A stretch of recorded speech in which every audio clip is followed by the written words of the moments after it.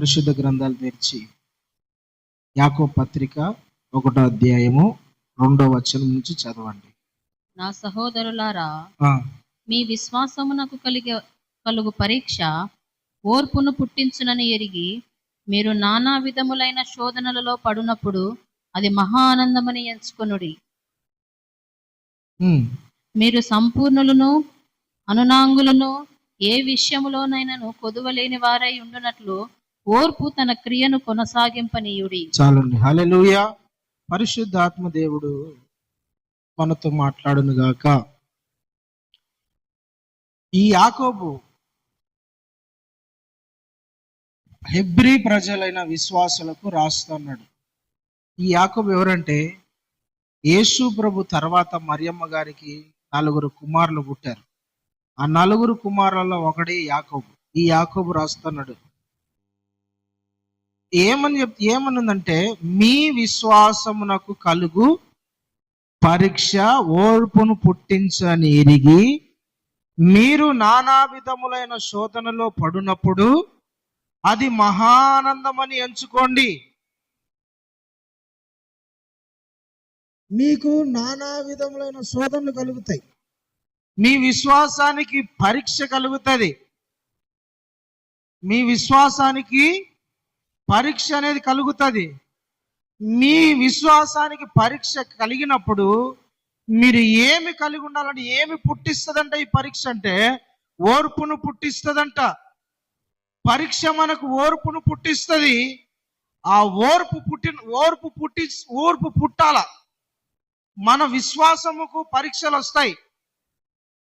మనము ప్రభువైన యేసునందు విశ్వాసం ఉంచి ఆయనను సొంత రక్షకునిగా ఒప్పుకొని బాప్తిస్మము పొంది సంఘములో చేర్చబడిన తర్వాత విశ్వాసులైన మన జీవితాలలో చాలా పరీక్షలు అనేటి ఎదురైతా ఉంటాయి. చాలా పరీక్షల్ని మనం ఫేస్ చేయాల్సి ఉంటుంది.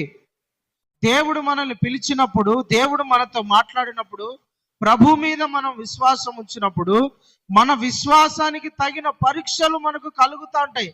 అయితే ఈ విశ్వాసానికి కలిగే పరీక్షలు మనకి ఏం పుట్టించాలంట ప్రియులారా? ఓర్పు కలుగజేయాలంట. ఓర్పు పుట్టించాలి.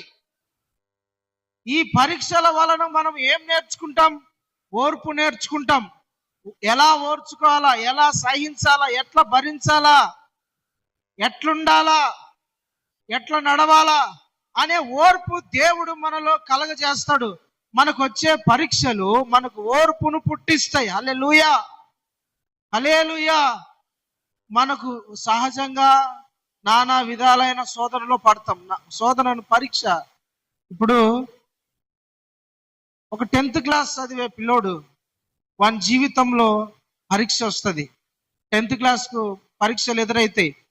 ఆ పరీక్షలు ఎదురైనప్పుడు పిల్లరా వాడు నిద్రకు ఓర్చుకోవాలా కదా, తిండికి ఓర్చుకోవాలా, యాడికంటే ఆడి తిరగడానికి అవన్నీ ఉండకూడదు, ఓర్చుకోవాలి. ఇప్పుడు అన్ని దాంట్లకు స్నేహితులు వచ్చి చెప్తా అంటారు, డాడీ మా వాళ్ళు పిక్నిక్ పోతున్నారు. వాళ్ళు వచ్చి చెప్తారు, రే నేను పిక్నిక్ వెళ్తానరా, వీడు ఓర్చుకోవాలా. అరే పిక్నిక్ లో ఏంలే, నేను 10th క్లాస్ చదువుతానా, అవన్నీ అవసరంలా, నేను ఓర్చుకొని ఉండాలా. నిద్ర వస్తా అంటే పొద్దున లేచి చదవాలేడు. ఇంకా 10th అన్న ఒక రకం, ఇంకా IAS IPS వాళ్ళు అయితే గంటలు చదవాలంటే గ్రూప్స్ కు ప్రిపేర్ అయ్యే వాళ్ళు చూడండి. వాళ్ళు అది పాస్ కావాలంటే, సీటు కొట్టాలంటే, జాబ్ సంపాదించాలంటే ఖచ్చితంగా వాళ్ళకు పరీక్ష ఎదురవుతుంది. ఈ పరీక్ష ఎదురైనప్పుడు వాళ్ళకి ఏం కలుగుతుంది? ఓర్పు పుడుతుంది, ఓర్పు వస్తుంది. హల్లెలూయా. ఓర్పు కలిగి ఉండాలంట. ఓర్పు కలిగి ఉన్నప్పుడే ఆ పరీక్షల్లో జయించగలరు. అట్లనే భక్తుడైన యాకోబు ఏం చెప్తాడంటే, మీ విశ్వాసానికి పరీక్షలు ఎదురైతాయి. మీ విశ్వాసానికి శోధనలు, నానా రకాల శోధనలు ఎదురైతాయి. మీరు విశ్వాసములో ఉన్నారు కాబట్టి మీ విశ్వాసానికి కొన్ని పరీక్షలు ఎదురైనప్పుడు మీరు ఏం చేయాలా? ఇప్పుడు పోయిన వారం, ఈ వారంగా కాదు, పోయిన వారము మత్తయి సువార్త 8వ అధ్యాయం 23వ వచనం మనం చదివాం కదా. యేసు ప్రభు ఆయనతో పాటు ఉన్న 12 మంది శిష్యులందరూ కలిసి సముద్రంలో ప్రయాణమై ఒక ఊరికి వెళ్తా ఉన్నారు. ఆ ప్రయాణమై పోతా ఉన్నప్పుడు ఏం జరిగిందంట? అలలు వచ్చినాయి, వర్షం ఎదురైంది, ఆ తుఫాన్ వచ్చింది, గాలి ఎదురైంది. యేసయ్య పడవలో ప్రశాంతంగా పడుకున్నాడు. ఈ 12 మందికి ఏం జరిగిందంటే తెలిసిన భయం పుట్టింది. అంటే వీళ్ళకి యేసు ప్రభు మీద విశ్వాసం లేదా? యేసయ్యని నమ్మలేదా? నమ్మారు.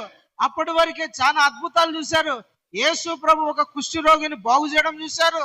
పేతురు అత్త వెంటనే జ్వరం వచ్చినప్పుడు ఆమెను చేయి ముట్టగానే ఆమెలో ఉన్న జ్వరం పోవడం చూశారు. చాలా అద్భుతాలు అప్పటికే చూశారు. నీటిని ద్రాక్షారసంగా మార్చడం చూశారు. చచ్చిన వాళ్ళని లేపడం చూశారు. యేసు ప్రభు చాలా మంది జీవితాలు చేసిన అద్భుతాలను ఈ 12 మంది శిష్యులు కళ్ళారా చూసినారు. నీటిని ద్రాక్షారసంగా చేయడం అసలు ఒక వింత, అదొక అద్భుతం. అది చూసారా?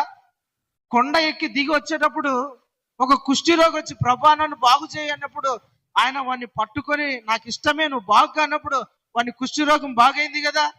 యేసు ప్రభు శిష్యులు కళ్ళారా చూస్తారండి.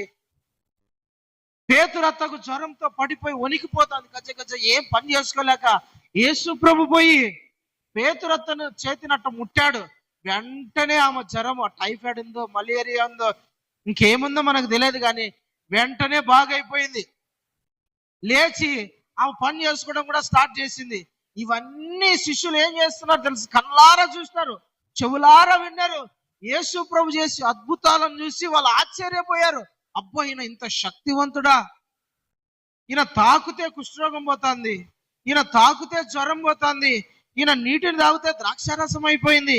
ఇంత అద్భుతాలు చేసేవాడు, అద్భుతకరుడు, ఆశ్చర్యకరుడు అని ఆయనకు వాళ్ళు సర్టిఫికెట్ కూడా ఇచ్చారు, పొగిడారు. బట్ వీళ్ళు ప్రయాణం అయిపోతా ఉంటే పడవలో వీళ్ళకు అలలు ఎదురైనాయి, తుఫాన్ ఎదురైంది, శోధనలు ఎదురైనాయి. అయితే వీళ్ళు అన్ని రోజులు కళ్ళారా చూసిన ఈ అద్భుతాల మీద, యేసు ప్రభు మీద వీళ్ళ విశ్వాసము ఏమైంది? బలహీనపడింది. అంటే విశ్వాసానికి పరీక్షలు ఎదురైతాయి.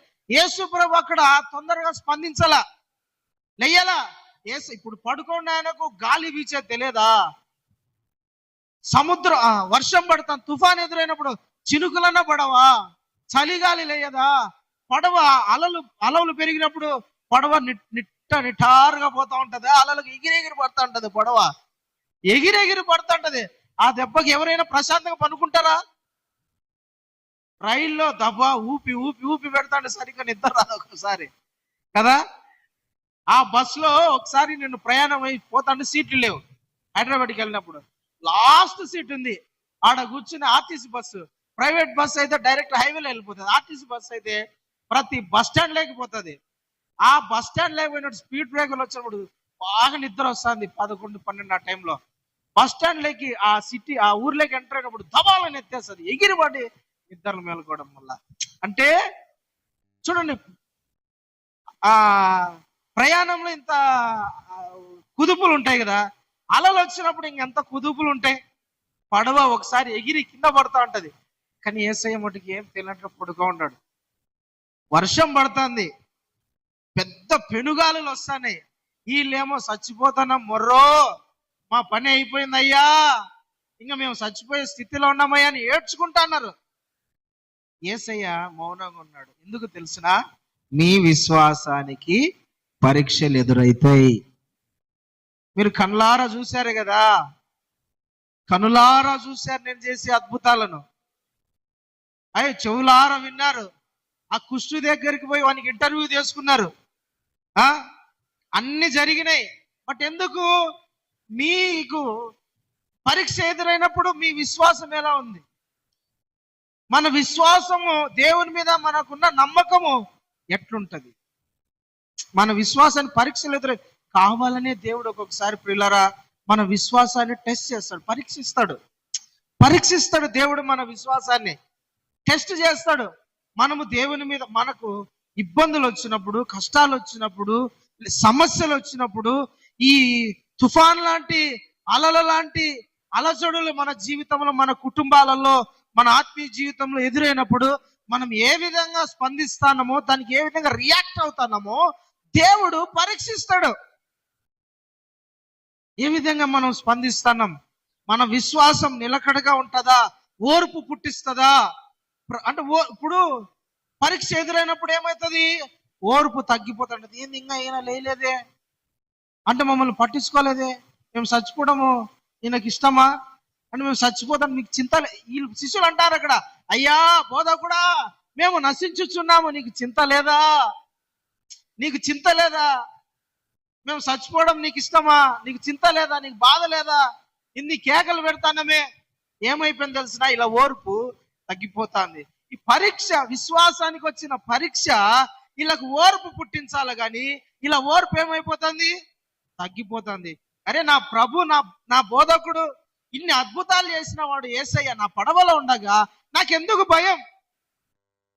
నేను ఎందుకు భయపడాలా?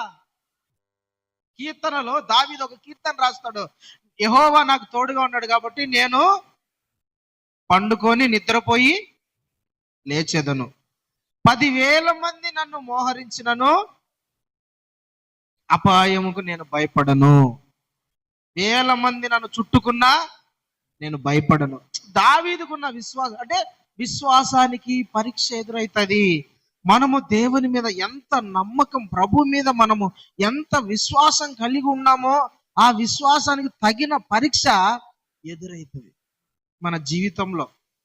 మన ప్రార్థనకు, మన వాక్యానికి, మనం చేసే ఆరాధనకు యేసయ్య మనము ఆయన మీద ఎంత నమ్మకం కలిగి ఉన్నామో మన ఆత్మీయ జీవితానికి, మన విశ్వాసానికి పరీక్ష అనేది ఎదురవుతుంది. అది ఎదురైనప్పుడు మనం ఓర్పుతో ఉన్నామా, మనం సహనంతో ఉన్నామా, ఓర్పును పోగొట్టుకుంటున్నామా? పరీక్ష నీ జీవితంలో ఎదురైనప్పుడు ఆ పరీక్ష నీకు నిరీక్షణ కలగజేస్తుందా, ఓర్పును పుట్టిస్తుందా, లేకుండా ఓర్పు పోయేటట్టు చేస్తుందా? హల్లెలూయా, దేవునికి స్తోత్రం. విశ్వాసానికి పరీక్షలు ఎదురవుతాయి. ఉదాహరణ చెప్తానండి.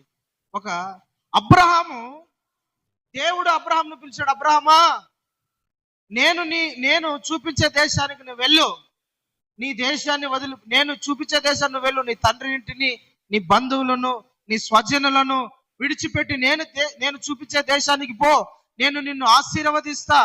ఎవడు నిన్ను ఆశీర్వదిస్తాడో వాని నేను ఆశీర్వదిస్తా, ఎవడు నిన్ను శపిస్తాడో వాని నేను శపిస్తానని దేవుడు వాగ్దానం చేశాడు.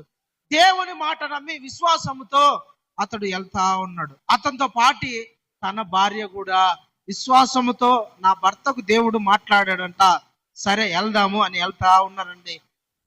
కొన్ని నెలలు, కొన్ని సంవత్సరాలు గడిచిన తర్వాత ఒక ప్రాంతంలోకి వచ్చినారు. ప్రాంతంలోకి వచ్చిన తర్వాత అబ్రాహాముకు ఒక ఆలోచన వచ్చింది, నాకు వయసు అయిపోతుంది, వయసు పైబడిపోతుంది, నాకు పిల్లలు లేరే, నా భార్య గొడ్రాలే, నాకేమో దేవుడు ఇంత ఆస్తినిచ్చాడు. దేవుడు బంగారమును, వెండిని, పశువులను, గొర్రెలను, దాసీలను అద్భుతంగా దేవుడు గొప్ప ఆస్తినిచ్చాడు అబ్రాహాముకు. అతనంట ఆ దేశంలోనే రాజుగా ఉన్నంత ఆస్తి ఇచ్చినాడు. అంత గొప్ప ఆస్తిపరుడు అబ్రాహాం. నా వైపు చూస్తా, వాక్యం వినండి, నేను చెప్తా, అప్పుడు తీయండి రెఫరెన్స్. దేవుడు అబ్రాహాముకు గొప్ప ఆస్తినిచ్చినాడు. ఆస్తి అంతా చూసుకుంటున్నాడు. దేవా నువ్వు నన్ను ఆశీర్వదించినావు అని అనుకుంటాడు. అయితే అతని మనసులో ఒక ఆలోచన కలిగింది, ఏంటంటే ఇంత ఆస్తి నాకుంది, ఇంతమంది దాసులు, పని వాళ్ళు నా దగ్గర ఉన్నారు, అయితే నేను చచ్చిపోతే ఈ ఆస్తి ఏమైపోతుంది, నా పరిస్థితి ఏంటి, నా భార్య ఎట్లా అని ఆలోచించుకుంటా కూర్చొని ప్రార్థన చేసుకుంటాడు మనసులో. ప్రభువా నాకు అన్ని ఇచ్చినావు, అయితే నాకు ఒక కుమారుడు, నాకు సంతానం లేదే, నా ఇంట్లో ఉండే ఎలియాజరేనా నా ఆస్తికి వారసుడు, నాకు ఇంకా నా జీవితం ఇంతేనా అన్నప్పుడు ప్రభు అతనితో మాట్లాడాడు. ఆదికాండం 15వ అధ్యాయంలో ఉంటది. ప్రభు అతనితో మాట్లాడాడు. ఆదికాండము 15వ అధ్యాయం 4వ వచనం ఒకసారి చదవండి.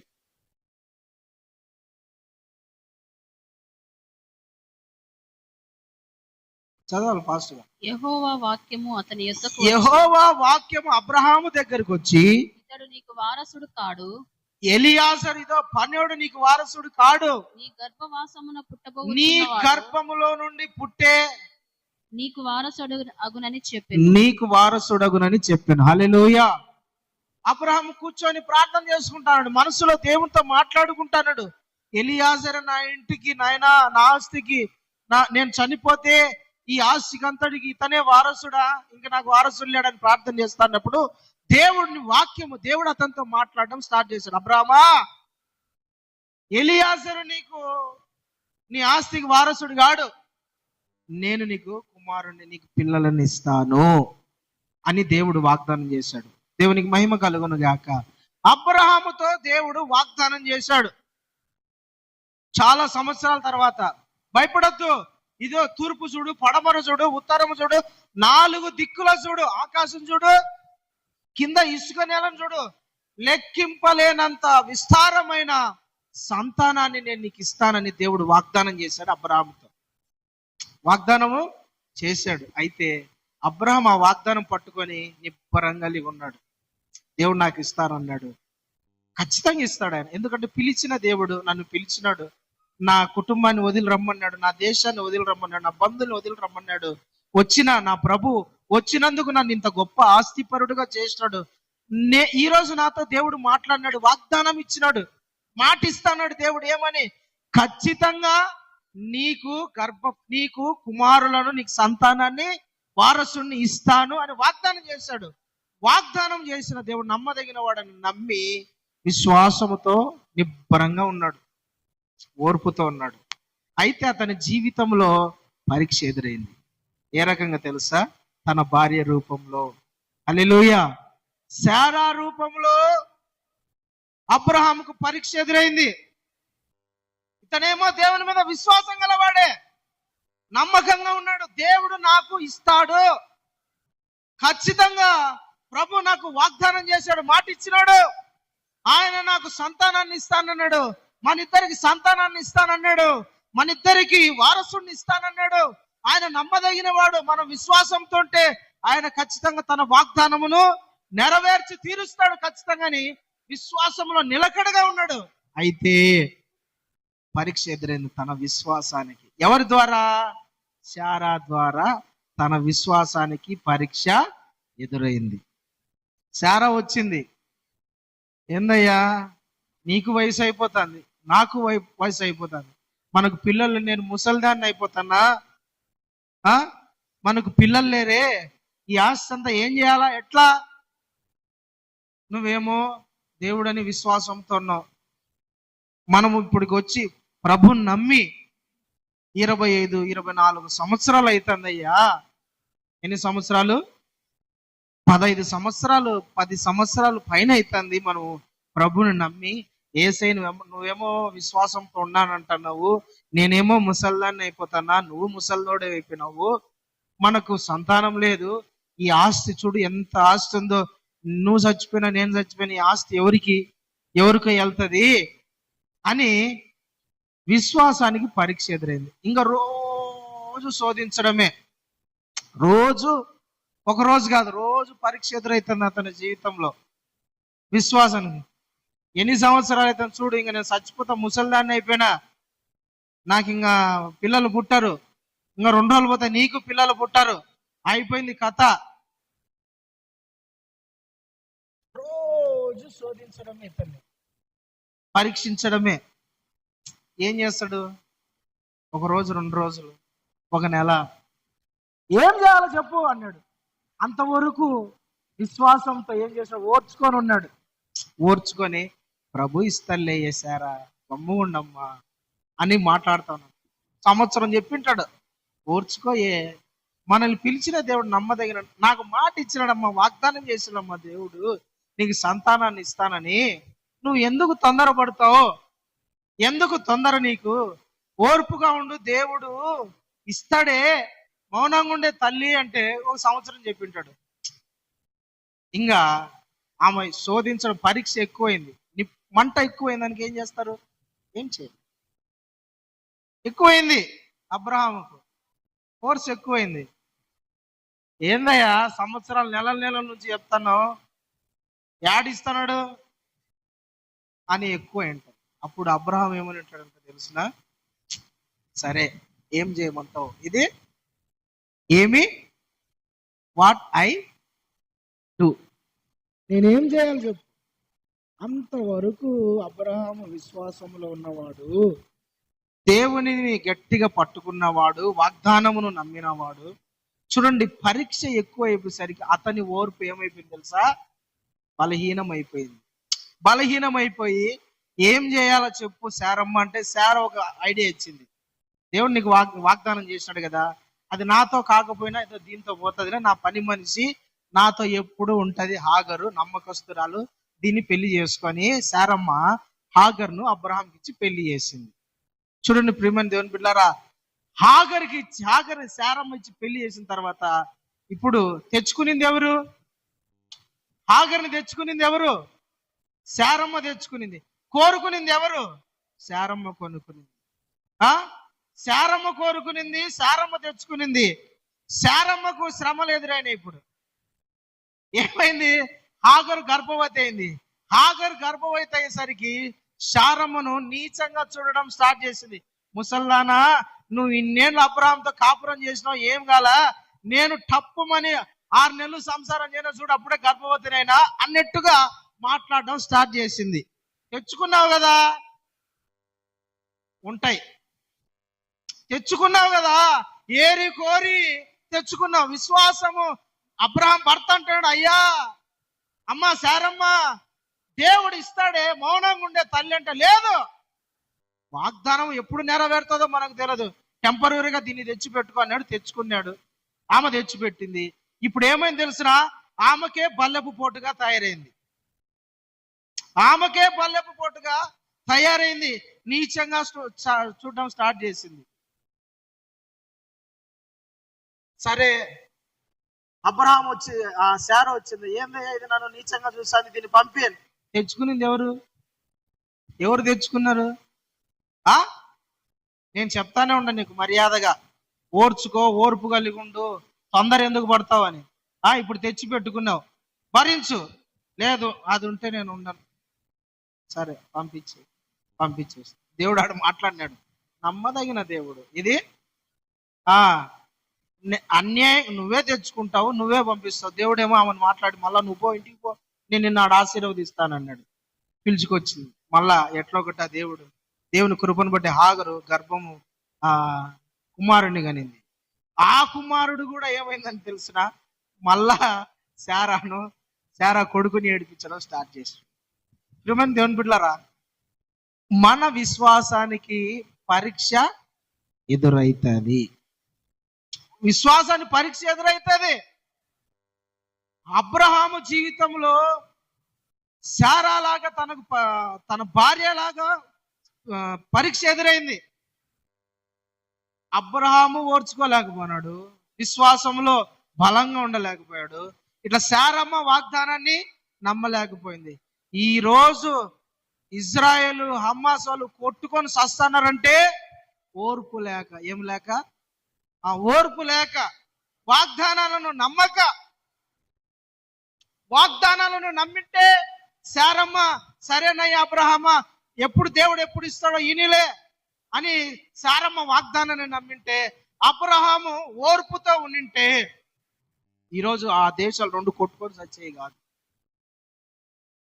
దేవుని బిడ్డలారా, మనకు విశ్వాసానికి కలిగే పరీక్ష ఎదురైనప్పుడు మనం ఎట్లా స్పందించాలా పరిశుద్ధాత్మ దేవుడు మనకు నేర్పిస్తాడు.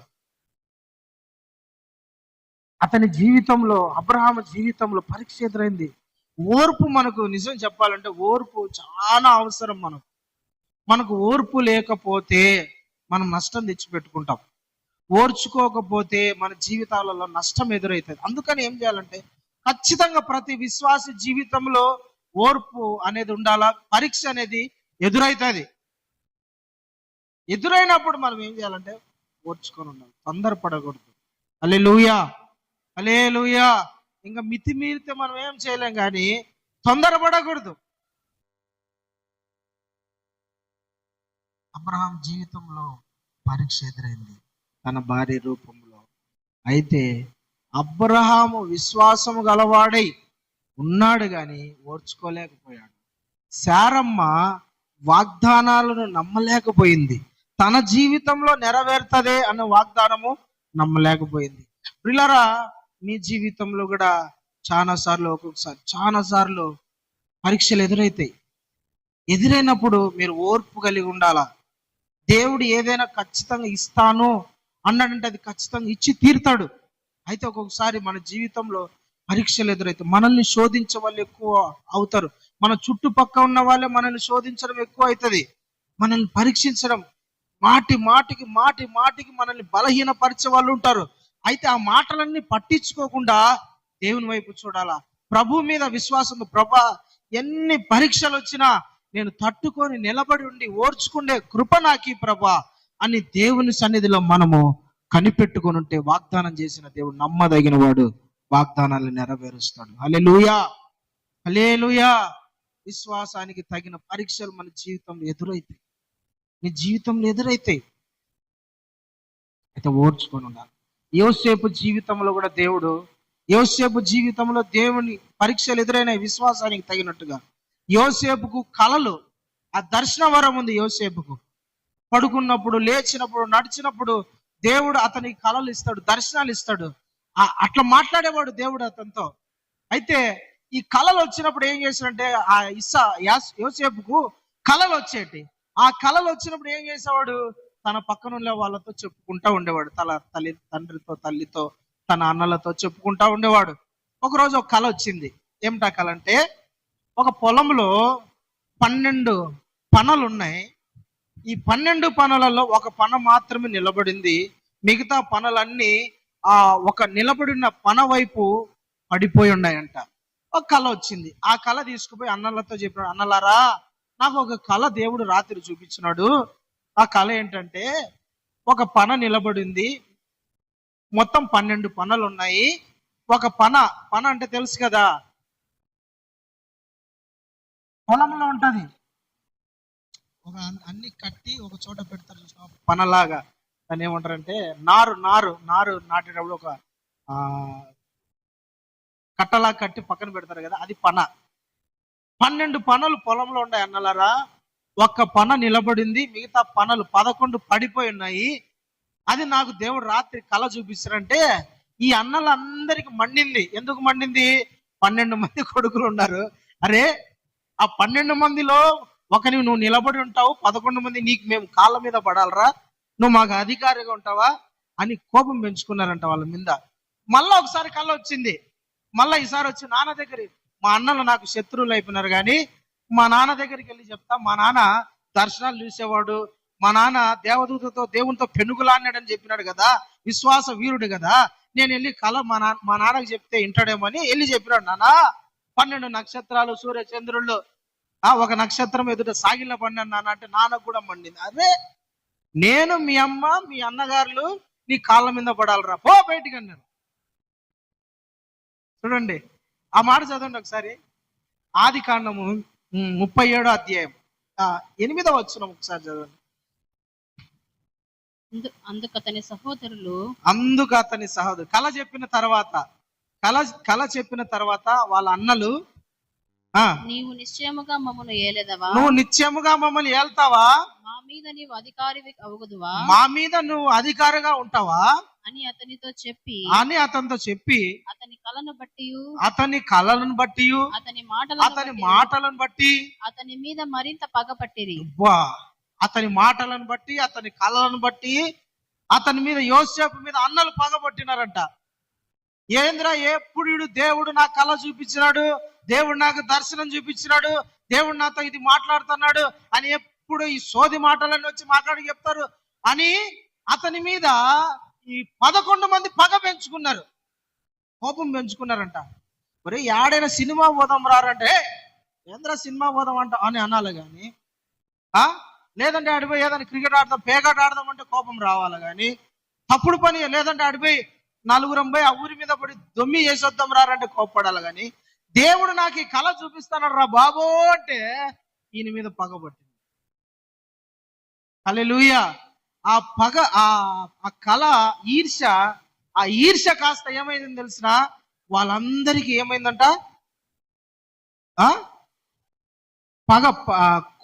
ఎక్కువ కోపం పెంచుకున్నారంట. హల్లెలూయా. ఎక్కువగా కోపపడ్డారు, పగ పెంచుకున్నారంట. ఈడు మాకెప్పటికైనా శత్రువే అని పగ పెంచుకొని పిల్లారా ఇన్ని ఒకరోజు యోసేపు గొర్రెలు కాచుకో వీళ్ళ అన్నలందరూ మీకు అంతా స్టోరీ తెలుసు. అన్నలంతా గొర్రెలు కాచుకుంటా ఉన్నప్పుడు అన్నలకు భోజనం తీసుకుపోయి ఇస్తాడు. భోజనం తీసుకుపోయినప్పుడు అన్నలంతా ఇతని మీద పగబట్టి అతన్ని ఒక ఐగుప్తుకి వెళ్ళే వాళ్ళను దాసునిగా పనునిగా అమ్మేస్తారు. అమ్మేసినప్పుడు చూడండి, అన్నలే, సొంత అన్నలే, కళలను బట్టి, దేవుని మాటలను బట్టి, దేవుడు నాతో మాట్లాడుతున్నాడు అని చెప్పిన దాన్ని బట్టి అతని మీద పగ పెంచుకొని, మాతో నువ్వు ఉండకూడదురా, నువ్వు చచ్చిపో, కావాలంటే అవసరమైతే మాకు దూరం అయిపో, నువ్వు మాకు ఇష్టంలే అని అతని మీద పగ పెంచుకొని వేరే దేశానికి దాసునిగా పనునిగా అమ్మేసినాడండి. అమ్మేస్తే ఆడిపోయినాడు యోసేపు ఆడిపోయినాడు. అతనికి కళ పడింది, కళ వచ్చింది. ఏమిటా కళ అంటే, ఇతడు అధికారి, ఇతడు విశ్వాసంతో ఉన్నాడు, దేవుని మీద విశ్వాసంతో ఉన్నాడు. నా దేవుడు నన్ను అధికారిగా నిలబెడతాడు. మా అన్నలందరూ నా కాళ్ళ ఎదుట నా ఎదుట మోకాళ్ళ మీద ఉంటారు, నా దగ్గర సాష్టాంగ నమస్కారం చేస్తారు, నేను వాళ్ళకి అధికారిగా ఉంటా, నాయకుడిగా ఉంటా అని విశ్వాసంతో ఉన్నాడండి. దేవుడు అతనికి చూపించిన కళ. ఆ విశ్వాసానికి పరీక్ష ఎట్లా ఎదురైంది? అన్నల రూపంలో ఎదురైంది. అన్నలు అతన్ని మాకొద్దు, నువ్వు పగ పెంచుకొని, ప్రతీకారముతో పగ పెంచుకొని అతన్ని అమ్మేసినారు. తర్వాత అతడు వేరే దేశంలోకి వెళ్ళిపోయిన తర్వాత ఇంకొకసారి అతనికి పరీక్ష ఎదురైంది. ఇంకొక పరీక్ష ఏ విధంగా ఎదురైంది తెలుసా? ఒక స్త్రీ ద్వారా ఎదురైంది. పోతీఫర్ భార్య ద్వారా అతని జీవితంలో పరీక్ష ఎదురైంది. అక్కడ ఓర్చుకొని ఉన్నాడు, చేయని తప్పు నిందని భరించి ఓర్పుతో ఉన్నాడు. ఇప్పుడు నీకు దేవుడు ఒక దర్శనం చూపిస్తే, దేవుడు నీతో కలలతో మాట్లాడితే, దేవుని వాక్యము ద్వారా నేను నడవాలనుకుంటే నీ జీవితంలో నిందలు ఎదురైతాయండి, అవమానాలు ఎదురైతాయి. వాటన్నిటి నువ్వు పట్టించుకోకూడదు, వాటన్నిటికీ మనం జవాబు చెప్పుకోకూడదు. మనల్ని మనం నిరూపించుకోవాల్సిన అవసరంలా, మన మీద పడే నిందలు మనం నిరూపించుకోవాల్సిన అవసరంలా. నేను నిజాయితీ పరుణ్ణి, నేను నీతిమంతుని, నేనేం తప్పు చేసినా అని మనం నిరూపించుకోవాల్సిన అవసరం లేదు. కాలము ఒకరోజు నిర్ణయిస్తుంది, కాలము ఒకరోజు నిరూపిస్తుంది. మనము నిర్దోష, నీతిమంతుడమా, మనం ఏ తప్పు చేయలేదని కాలం ఒకరోజు నిర్ణయించబడింది. అంతవరకు మనం ఎదురు చూడాలా. మనము తొందరపడినాం అనుకోండి, మన నిజాయితీని మనం నిరూపించుకోవాలనుకుంటే మనం ఇంకా నష్టపోతాం. మనల్ని ఇంకా మనుషులు దిగజార్చే మాట్లాడుతూ ఉంటారు. కాబట్టి మనం ఎప్పుడు కూడా గుర్తుపెట్టుకో, నీకెచ్చే అవమానం కానీ, నీ మీద మోపబడిన నిందలు కానీ, వీటన్నిటికి తొందరగా జవాబు చెప్పాలా అని అనుకోవద్దు. నీకు మాట్లాడే ప్రతి మాటను వెంటనే ఆరు మాట్లాడినారు కదా, ఆ మాటకు నేను సమాధానం చెప్పాలి అవసరమేలా. గుర్తుపెట్టుకో, అవసరమే. నీకు వినపడిన ప్రతి మాటను బట్టి ఓర్చుకోనుండు. నీ మీద పడిన ప్రతి నిందను బట్టి ఓర్చుకోనుండు. నీకు ఎదురైన ప్రతి అవమానాన్ని బట్టి ఓర్చుకోనుండు. ఓర్పు కలిగి ఉండు. నీకు పరీక్ష నీ జీవితంలో ఎదురైనప్పుడు తొందరపడద్దు. తొందరపడితే సహనం కోల్పోతావు. సహనం కోల్పోయి నువ్వు తొందరపడి నిన్ను నువ్వు నిరూపించుకోవాలనుకుంటే ఏం జరుగుతుంది పిల్లరా? ఏమైతే తెలుసు, మనుషులు ఎప్పటికీ మనం చెప్తే నమ్మరు. గుర్తుపెట్టుకోండి, మనము చెబితే నమ్మరు. నేను నిజాయితీ పరుని, నేనేం తప్పు చేసినానని చెప్తే నమ్మరు. నేను చూడలేదురా బాబు అని చెప్పినా నమ్మరు. నేను చెయ్యలేదన్నా చెప్పినా నమ్మరు. అయితే కాలం ఒకరోజు నిరూపిస్తుంది. దేవుడు కాలానికి అప్పగిస్తాడు. ఓర్చుకోనుండు, కాలమే నిరూపిస్తుంది. హల్లెలూయా. నువ్వు నిజాయితీ పరుడువా, నీతిమంతుడువా, నువ్వు నిందలను భరించిన వాడువా, కాలం నిర్ణయిస్తుంది. అప్పుడు ఎవరు అన్నారో, ఏ నోటితో అన్నారో, ఏ మనిషి అన్నారో, ఆ మనిషి మధ్యనే ప్రజలు నీతిమంతుడు అని చెప్తారు. హల్లెలూయా. అంతవరకు మనం ఓర్పుతో ఉండాలి. ఎప్పుడు కూడా తొందరపడకూడదు. యోసేపు జీవితంలో పోతీఫర్ భార్య యజమానురాలితో పరీక్ష ఎదురైంది. చేయని నిందను ఇతను భరిస్తున్నాడు, తట్టుకొని ఉన్నాడు. ప్రభా, ఏందయ్యా నువ్వు నా కళ చూపించినావు, అధికారిగా చేస్తానన్నావు, మా అన్నలేమో నన్ను తోసేసినారయ్యా, వద్దన్నారు. తండ్రికి దూరమైన, తల్లికి దూరమైన, మా అన్నలకు దూరమైన వాళ్ళు పగ పెట్టుకున్నారు. దేశాన్ని కానీ దేశంలో బానిసగా ఉండా నాకు ఎవరు దిక్కు లేదు నాయన ఇక్కడ. అది కాక ఏదో పోనీలే, ఏదో ఒక పని చేసుకున్నా నమ్మకంగా ఉందాం అనుకుంటే ఈ యజమానురాలు, ఈ స్త్రీ నా మీద నింద వేసిందయ్యా, నేను ఏదో తప్పుడు పని చేసినా నింద మోపిందయ్యా, నేను ఏం చేయాలి ప్రభా, భరించలేను, నేను సూసైడ్ చేసుకొని చచ్చిపోతా, నాకు ఎవరున్నారు, నేను భరించలేకుండా ఈ అవమానం తట్టుకోలేకున్నా ప్రభా, వాగ్దానం లేదు, ఏమీ లేదు, నేను చచ్చిపోతా అనుకుంటే ఆడికి అయిపోతుంది. యోసేపు జీవితం ఆడికి అయిపోతుంది. నేను ఈ బాధను భరించలేకుండా, ఓర్చుకోలేకుండా, సహించలేకుండా, నేను తట్టుకోలేకుండా ఈ నిందని, ఈ పరీక్షని, ఈ అవమానం, చూడండి, కొందరిని దేవుడు మెరుగు పెట్టడానికి, ఒక గొప్ప స్థానంలో దేవుడు మనల్ని నిలబెట్టాలనుకుంటే ఎక్కువ శోధనలు వస్తాయి. మీకు అర్థమైతే నేను చెప్పింది? వాని దేవుడు ఎవరిని ఏ ఏ స్థానంలో నిలబెట్టాలనుకున్నాడో వాళ్ళకు తగినట్టుగా శోధనలు వస్తాంటాయి, పరీక్షలు వస్తాంటాయి. అంటే ఒక్కొక్కరికి ఒక్కొక్క స్థానం అండి. దేవుడు కొందరిని హై పొజిషన్ లో నిలబడాలనుకున్నప్పుడు వాళ్ళు ఎక్కువ శ్రమలనే దేవుడు అనుమతిస్తాడు. వాళ్ళ జీవితంలో ఎక్కువ పరీక్షలు వస్తాయి, ఎక్కువ నిందలు ఎదురైతాంటాయి.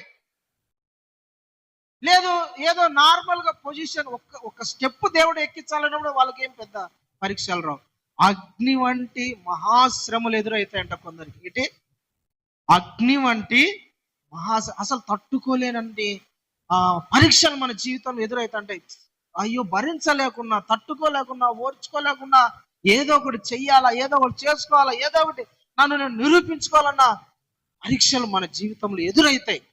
అయితే పిల్లలు మనం ఏం చేయాలి తెలిసిన? ఓర్పు కలిగి ఉండాలి. హల్లెలూయా. ఓర్పు కలిగి ఉండాలండి. యోసేపు ఓర్చుకొని ఉన్నాడు. ప్రభువా, నువ్వు నాతో ఉన్నావు, నాకు వాగ్దానం చేసినావు, ఈ విశ్వాసంలో నిలకడగా నిలబడతా. యోసేపు అట్లే తన విశ్వాసానికి కలిగిన పరీక్షలో ఓర్చుకొని ఉన్నాడు, ఓర్పు కలిగి ఉన్నాడు. నీ మీద నిందలు వస్తాయి, నీ మీద నిందలు మోపే వాళ్ళను, నీకు శత్రువులైన వాళ్ళను, నీ మీద పగ పెంచుకున్న వాళ్ళను నువ్వు ఏమనాల్సిన అవసరంలా. ఎవరిని ఏమనద్దు. నీ మీద పగ పట్టిన వాళ్ళని, నీ మీద నిందలేసిన వాళ్ళని, నీ మీద లేనిపోని మాటలు మాట్లాడిన వాళ్ళని, నీ మీద రకరకాలుగా చెడ్డ మాటలు వాళ్ళకు వెంటనే స్పందించద్దు. వాళ్ళకు ప్రత్యుత్తరం కూడా అవసరంలా. ఏం మాట్లాడద్దు, మౌనంగా ఉండి, ప్రభా నీకు అప్పగిస్తానా, నేను ఈ పరీక్షలో నిలబడే కృప నాకు ఈ ప్రభా అని నువ్వు ప్రార్థన చేయి చాలు. ఓర్పు నాకు ఈ ప్రభా అని ప్రార్థన చేయి.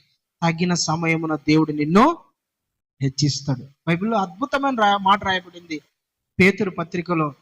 తగిన సమయమున ఆయన మిమ్మల్ని హెచ్చించున్నట్లు ఆయన బలిష్టమైన చేతుల కింద ఎట్లుండాలంట? దీన మనస్సు కలిగి ఉండండి. తగిన సమయమున దేవుడు మనల్ని హెచ్చిస్తాడు, పైకి లేపుతాడు, హైలైట్ చేస్తాడు దేవుడు మనల్ని. అయితే మనం ఏం చేయాలి తెలుసిన? ఆయన చేతుల కింద దీన మనస్సు కలిగి ఉండాలి. తగిన ఒక సమయం వస్తుంది, ఒక టైం అనేది దేవుడు నీకు పెట్టాడు నీ జీవితంలో. ప్రతి దానికి సమయము కలదు. ఏడ్చుటకైనను, నవ్వుటకైనను, చనిపోవుటకైనను, బ్రతుకుటకైనను, మన జీవితం మారుటకైనను టైము, సమయము కలదు. సమయం ఒకటి ఉంది. సమయం కోసం వెయిట్ చేయి. నా సమయం వస్తుందని ఏమంటావు? సాతానుగా అంత చెప్పు, మనుషుల దగ్గర చెప్పాకు. మళ్ళా ఏదో ప్లాన్ చేసింది అనుకుంటా, అవసరంలా. వాళ్ళ దగ్గర నా టైం వస్తుంది అనద్దు. సాతానుగానే చెప్పు, రే సైతానా, ఆడరా, ఆడు, చెయ్యి, ఎన్ని కథలు చేస్తావు చెయ్యిరా, నా టైం ఉంది, నా కుటుంబంతోనే నాకు వ్యతిరేకంగా నువ్వు ప్లాన్ చేసినావు కదా, చెయ్యి. నేను చేసే ఉద్యోగంలోనే నేను నమ్మకంగా ఉంటే నా నమ్మకత్వాన్ని పోగొట్టడానికి ఇది చేస్తావు కదా, చెయ్యి, ఎన్ని ప్లాన్లు చేస్తావు చెయ్యి. I don't care, I cannot, నేను భయపడను, చేసుకో, ఎన్ని చేస్తావు చెయ్యి, నా టైం వస్తుంది. దేవుడు టైం పెట్టినాడు, అతి త్వరలో రాబోతుంది, గడియారం తిరుగుతుంది ఒక రోజు. అప్పుడు చెప్పు, నీ తలను నేను చిత్తకు తొక్కుతారు ఆ రోజు అని చెప్పు. హల్లెలూయా, హల్లెలూయా చెప్పు అనికి. భయపడద్దు. పరీక్ష కలిగినప్పుడు ఓర్చుకోనుండు, సహించు, అస్సలు మాట్లాడాలి. యోసేపు జీవితంలో కన్నీళ్ళు, యోసేపు జీవితంలో బాధ, ఒంటరితనం, వేదన, ఎంత నలిగిపోయి ఉంటాడు. కానీ ఎక్కడ కూడా తన విశ్వాసాన్ని బలహీనపరచుకోవాలి, ధైర్యంగా ఉన్నాడు. తన విశ్వాసానికి కలిగే పరీక్షలో ఓర్పుతో అట్లే ఓర్చుకొని ఉన్నాడండి. ఒకానొక రోజు రానే వచ్చింది. రాజుకు నిద్ర పట్టలే, రాజుకు ఒక కల వచ్చింది. యోసేపు ఒక దేశంలో ఐగుప్తులో బానిసగా ఉన్నాడు. ఐగుప్తు దేశంలో రాజుకు ఒక కల వచ్చింది. ఆ కల అతన్ని భయపెడుతుంది. ఆ కల చెప్పేవాడు లేడు, కళకు అర్థం చెప్పేవాడు లేడు. ఎవర్రా ఈ దేశంలో, మన దేశంలో ఒక్కడైనా కళ చెప్పేవాడు, దానికి అర్థం చెప్పేవాడు లేడా అంటే ఒకడు ఉన్నాడయ్యా, బానిసగా ఉన్నాడు. పిలుచుకురండి. యోసేపు వచ్చి రాజు ఎదురుగా నిలబడ్డాడు. నువ్వేనా యోసేపు? అవునయ్యా, నా కళ వచ్చింది, దానికి అర్థం చెప్పు, కళ చెప్పు. వెంటనే అండి కళ చెప్పేసినాడు, కళకు అర్థం చెప్పినాడు. హల్లెలూయా. రాజు వెంటనే నిర్ణయం తీసుకున్నాడు, ఇతను ఈ ఐగుప్తు దేశం అంతటికి ప్రధానమంత్రిగా ఉండాల. నా దగ్గర కేవలం నేను రాజు అనడానికి మాత్రమే, తల ఎత్తాలన్నా, తల దించాలన్నా, అడుగు వేయాలన్నా, అడుగు తీయాలన్నా, ఏం పని చేయాలన్నా యోసేపు పర్మిషన్ లేకోకుండా ఎవడు ఏం చేయడానికి లేదు. హల్లెలూయా. అధికారం సింహాసనాన్ని ఎక్కించాడు ఓర్చుకుంటే దేవుడు. కొన్ని రోజులు అయిపోయింది, కరువు వచ్చేసింది, అన్ని దేశాలు తినడానికి తిండి లేదు. యాకోబు 11 మంది కొడుకులు ఆకలితో చచ్చిపోతున్నారు. అరే, ఆహారం ఏడైనా దొరుకుతుందేమో కనుక్కోరా, ఐగుప్తులో దొరుకుతుందంట. నాన్న పో తేపండి. ఐగుప్తులో ఎవరు రాజుగా ఉన్నారు? యోసేపు. పగ పెంచుకున్నారు కదా 11 మంది, ఆ పగ ఎదురుగా ఉన్నాడు. ఇతనిలో ఉన్నారు. ఇప్పుడు అధికారి అయినాడండి. అన్నలంతా ఎదురుగొచ్చి నిలబడ్డాడు. రాజుగారు ఆకలి అవుతుంది. ఏంది? ఆకలి అవుతుంది రాజుగారు, మాకు ఏదన్నా సహాయం చేయండి, మా దగ్గర బంగారం ఉంది కానీ మా దగ్గర తినడానికి తిండి లేదు. ప్రియులారా, ఆ స్థాయికి ఓర్చుకుంటే దేవుడు మనల్ని తీసుకొని వస్తాడు. మన శత్రువులకు కూడా మనతో అన్నం పెట్టించే స్థాయిలకు దేవుడు తీసుకొని వస్తాడు. హల్లెలూయా, హల్లెలూయా. అయితే నువ్వు ఓర్చుకోండి. నీ విశ్వాసానికి పరీక్షలు ఎదురైతే ఒకానొక రోజు వస్తుంది. శత్రువే అంటే మన మీద పగబట్టిన వాళ్ళే, మనల్ని వద్దనుకున్న వాళ్ళే, మనల్ని చంపాలనుకున్న వాళ్ళే ఒకరోజు మన ఎదురుగా నిలబడి సాయం చేయండి అనే పొజిషన్కి వస్తుంది. అయితే మనం అక్కడ ఏం చేయాలి తెలిసే, మనం ఏం చేయాలంటే యోసేపు నేర్పించిన పాఠం, సహాయం చేశాడు. పగ తీర్చుకోలేదు కానీ వాళ్ళకి ప్రేమతో అన్నం పెట్టి పంపించాడు. Praise the lord. అదే పెద్ద పగ తీర్చుకోవడం. గుండె పగిలినట్టు సమానం. అరే, మేము చంపాలనుకున్న వాడిని, మేము తోసేసిన వాడిని, దిక్కులే నన్ను చేసిన వాడు మాకు అన్నం పెట్టినడ్రా. అసలు ఎంత తెలుసా, దేవుడు ఎంత కృపగల దేవుడు అండి. హల్లెలూయా. మనం ప్రేమ గల దేవుడు, అట్లా చేయగలడు. ఓర్చుకుంటే, సహిస్తే, భరిస్తే, విశ్వాసానికి తగిన పరీక్షలు ఎదురైనప్పుడు ఓర్చుకోనుంటే ఆ స్థాయిలోకి తీసుకొస్తాడు. అనుకోనిలే, మనం తల దించుకొని ఉందాం, ఏం తప్పేముంది? తల దించుకుంటే తప్పేముంది? భరిస్తే తప్పేముంది? ఈరోజు తల దించుకున్నాము, రేపు మన తల పైకి ఎత్తుతాడు దేవుడు. Praise the lord. రేపు దేవుడు మన తల పైకి ఎత్తుతాడండి. అంతవరకు ఓర్పుగా ఉండాలి. యోసేపు జీవితంలో పరీక్షలు ఎదురైనాయి. ఆఖరిగా ఒక మాట చెప్పి నేను ముగిస్తాను. ముగ్గురు, హనన్య, మిషాయేల్, అజర్యా. ఏం పేర్లు? హనన్య, మిషాయేల్, అజర్యా. ఈ పేర్లు క్రైస్తవులకు చాలా మందికి తెలియదు. షడ్రక్, మేషక్, అబేద్నెగో అంటే గుర్తుపడతారు. అది బబులోన్లో ఉండే నెబుకద్నెజర్ పెట్టిన వాళ్ళ పేర్లు, అంటే దేవతల పేర్లు. ఒరిజినల్ పేర్లు ఏంటంట? హనన్య, మిషాయేల్, అజర్యా. ముగ్గురు స్నేహితులు. వీళ్ళు ప్రియులారా దేవుని మీద భయభక్తులు గలవారు, దేవుని మీద విశ్వాసంతో, ప్రభు మీద విశ్వాసంతో ఉన్నవాళ్ళు. మా దేవుని తప్ప మేము ఏ దేవుడు అని పిలువబడే ఎవరిని మేము ఆరాధించము, ఏ బొమ్మకు మేము సాష్టాంగపడము, దానిని నమస్కరించము, దాని నైవేద్యములను మేము స్వీకరించం, తినము అని ప్రతిష్ఠించుకున్న భయభక్తులు గల భక్తి పరులు ఈ ముగ్గురు. మేము ఇంకా వేరే ఏ దేవుణ్ణి సేవించము, మేము నమ్మే జీవం గల దేవుణ్ణి తప్ప ఏ దేవుని నమస్కరించము, ఆరాధించం. ప్రతిష్ఠించుకున్న వాళ్ళు ఈ ముగ్గురు. సమర్పించుకుని దేవునికి వాళ్ళు అంతగా ప్రతిష్ఠించుకున్నారు. అయితే ఈ బబులోన్ దేశంలో కొంతమంది కుయుక్తి పరులు ఉంటారు. ఎవరు? కుయుక్తి పరులు. వీళ్ళ ఆరాధన ఏదో వీళ్ళు చేసుకుంటున్నారు, వీళ్ళ ప్రార్థన ఏదో వీళ్ళు చేసుకుంటారు, వీళ్ళ చర్చికి వీళ్ళు వెళ్తున్నారు, పోనీలే వీళ్ళది ఏదో వీళ్ళు ప్రకటించుకుంటున్నారు. మనకు నచ్చితే మనం పాటిద్దాము, మనల్ని బలవంతం చేయడం లేదు కదా, మనల్ని వీళ్ళేమి ఏం చేయడం లేదు కదా, ఏదో వాళ్ళని వాళ్ళు ప్రకటించుకుంటున్నారు, వాళ్ళని ఆరాధించుకుంటారు, వాళ్ళు పాటలు పాడుకుంటారు, వాళ్ళు ఏదో వాళ్ళ మానన, వాళ్ళ మర్యాదన వాళ్ళు ఏదో చేసుకుంటున్నారు, వాళ్ళు ఏదో చేసుకుంటారు అనుకోకుండా కొంతమంది కుయుక్తి పరులు ఏం చేశారంటే, రాజుగారు మన దేశంలో కొంతమంది ఉన్నారయ్యా, ఒక ముగ్గురు నలుగురు, వాళ్ళు ఏ విగ్రహానికి మొక్కరు, ఏ నైవేద్యములు తినరు, ఏ ప్రసాదాన్ని తినరయ్యా, వాళ్ళు ప్రత్యేకంగా ఉన్నారు. అదేంటది, మాకొక రూలు వాళ్ళకొక రూలా? లేదు, నువ్వు నీ విగ్రహాన్ని ఒకటి చేపించు, ఊరి మధ్యలో పెట్టించు, ఊర్లో ఉన్న దేశంలో ఉన్న ప్రతి ఒక్కరిని మేము డబ్బు కొడతాము, బ్యాండ్ కొడతాము, లేకుంటే పీకలు వాంచుతాము, ఇవన్నీ చేస్తాము. కానీ అప్పుడు చేసినప్పుడు వాళ్ళందరూ నీ బొమ్మకు సాగిల్లో పడాలయ్యా అని చెప్పినారు. సరేరా బాబు, అందరిని రమ్మను. వీళ్ళు వచ్చినారు, అందరు వచ్చినారు. నెబుకద్నెజర్ విగ్రహాన్ని చేపించిపెట్టారు. అందరూ సాగిల్లో పడ్డారు, కానీ వీళ్ళు సాగిల పల్ల. దేశంగాని దేశంలో బానిసలుగా ఉన్నారు. రాజు ఆజ్ఞ ఒకటి, విశ్వాసానికి కలిగిన పరీక్ష ఎదురైంది. చాలా మంది, ఏందయ్యా ప్రాణానికన్నా ఎక్కువ దేవుడు, నీ ప్రాణం మీదకి వచ్చింది, అవసరమా? వదిలేయి. తిండి కోసం ఆకలి అవుతుంది, తట్టుకోలేనంత ఆకలి అవుతుంది, భరించలేకుండా ఆకలి. ఒక ఆయన కావాలని నైవేద్యం తీసుకొచ్చి చేతుల్లో పెడితే తింటారా?